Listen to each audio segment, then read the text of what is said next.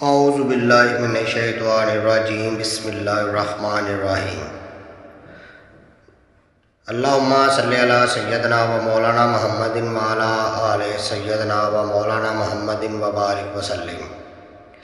السلام علیکم محترم ناظرین کرام، آج آپ کے ساتھ رمضان المبارک کی برکتوں کے سلسلے میں چھوٹا سا بیان شیئر کروں گا۔ یہ برکتیں سن کر انشاءاللہ تعالیٰ میرے سارے بہن بھائی کوئی بھی روزہ نہیں چھوڑیں گے اور انشاءاللہ تعالیٰ سارے روزے رکھیں گے۔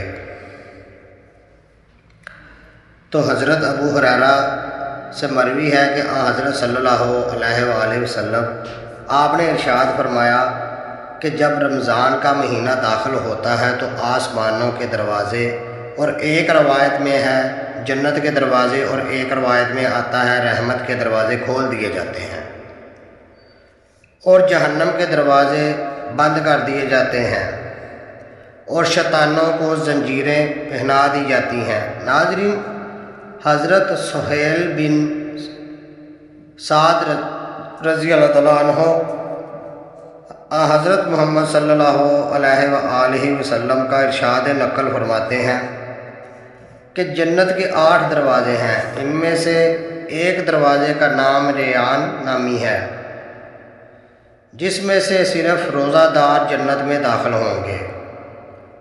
حضرت ابو ہریرہ رضی اللہ تعالیٰ عنہ سے روایت ہے کہ نبی کریم صلی اللہ علیہ وآلہ وسلم آپ نے ارشاد فرمایا ہے کہ جو شخص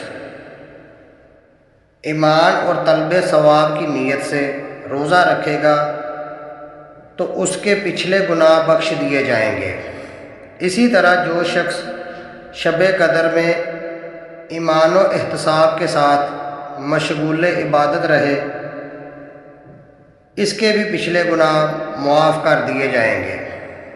حضرت ابو ہریرہ رضی اللہ تعالیٰ عنہ سے روایت ہے کہ حضرت محمد صلی اللہ علیہ وآلہ وسلم آپ نے ارشاد فرمایا جب رمضان کی پہلی رات ہوتی ہے تو شیطان مردود اور سرکش جنات کو قید کر دیا جاتا ہے اور جنت کے سب دروازے بند کر دیے جاتے ہیں اور ان میں سے کوئی بھی دروازہ کھلا نہیں رہتا، اور ایک آواز لگانے والا آواز دیتا ہے، اے خیر کے طلبگار آگے بڑھ، اور اے برائی کا ارادہ کرنے والے پیچھے ہٹ۔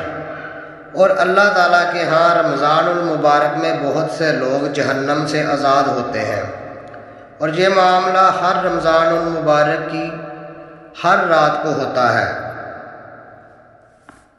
ناظرین، امید ہے کہ یہ ویڈیو آپ کو پسند آئی ہوگی۔